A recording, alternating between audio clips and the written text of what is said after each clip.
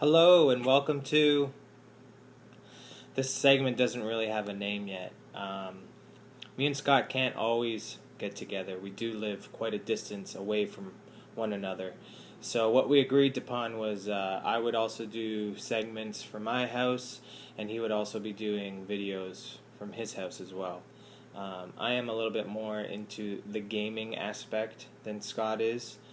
He's a big fan of Crash Bandicoot, but I think that's about as far as his gaming knowledge goes. And I also wanted to have a space where I could talk about video games and different aspects like that. I'm not sure if all of you have heard of a little channel called Machinima. Also, another segment called Inside Gaming.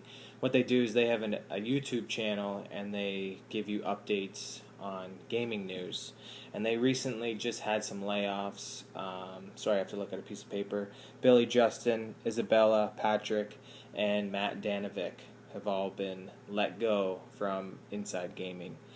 How this affects me personally, I have met Billy and I have met Adam from Inside Gaming / Machinima, probably about 2 years ago at a PAX.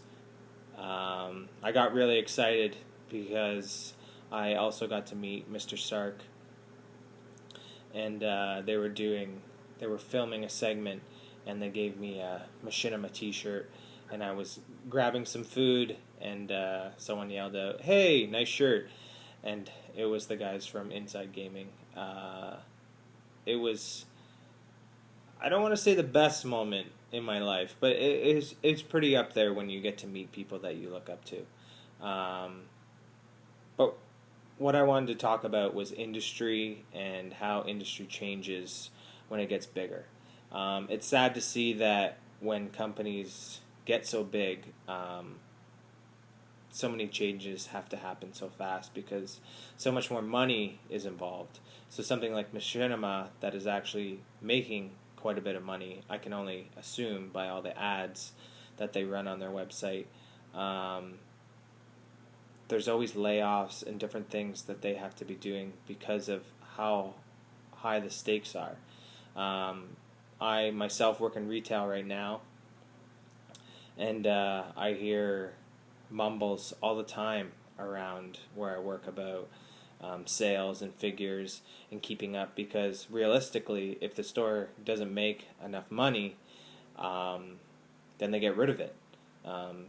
There's not enough room to have a store within their setting that is not going to make them that revenue. To me, this is always tricky because that's never the route that I would ever want to go. I would never want to have to get rid of employees that have been with a company that I've started for so very long, just because you have to make the cuts to be able to save money. Also within the retail, there's times when there's just you just can't give people shifts because there's not enough revenue coming in to the store, so you can't have everyone working. But then if you're not having everyone working, then the store can't function properly because there's not enough employees actually on the floor. So this is, to me, a very sad thing. Same thing with G4 shutting down.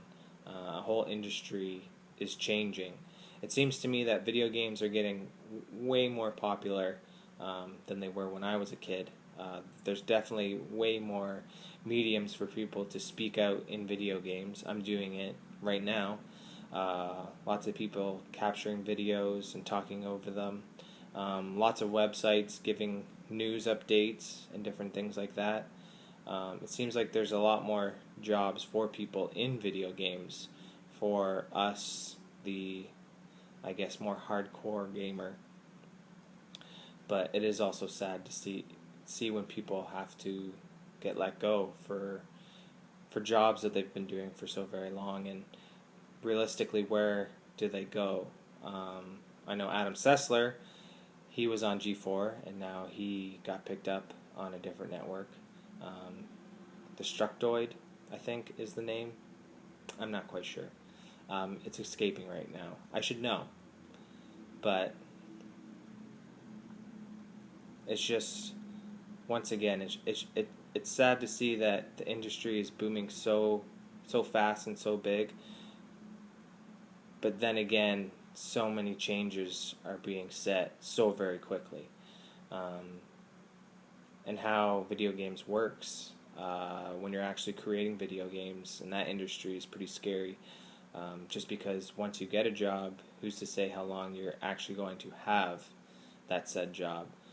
Just because you're developing video games, once that video game comes out, who's to say that you're not going to get fired? Because when you're making like AAA games, it's costing EA, Activision millions of dollars to employ those people each month.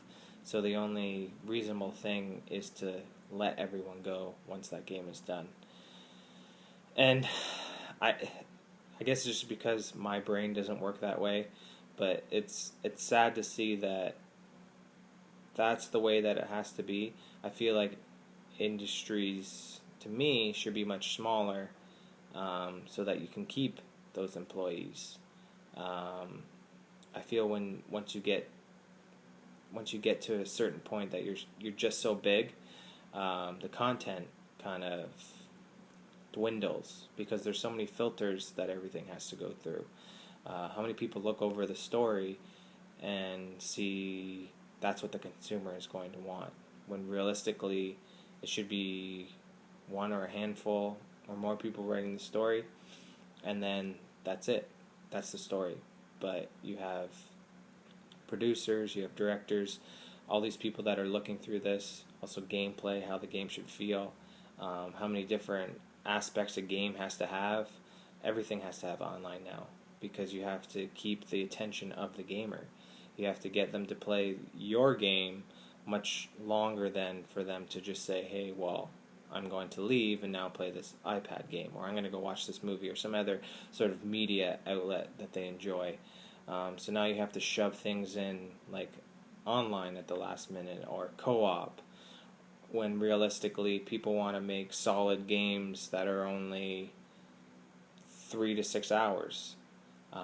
Being able to play the game again properly and finding out different things that you didn't find the first time. I find when you make games like 20 hours, there's a lot of the same aspects in the game over and over again, whether that's you're picking locks, or you're setting up cameras, or you're disabling things. You have the same sort of game within, like a mini game within the game, over and over again. So you're doing different aspects within the game. This doesn't make any sense, does it? I think I made my point. I think hopefully I made it clear. But yeah, this sucks. Especially actually being able to meet those guys and really seeing how nice and generous they really are to their fans, and are willing to spend the time with you. But thank you so very much. I hope you enjoyed. Doesn't have a name. So thank you, and have a great one.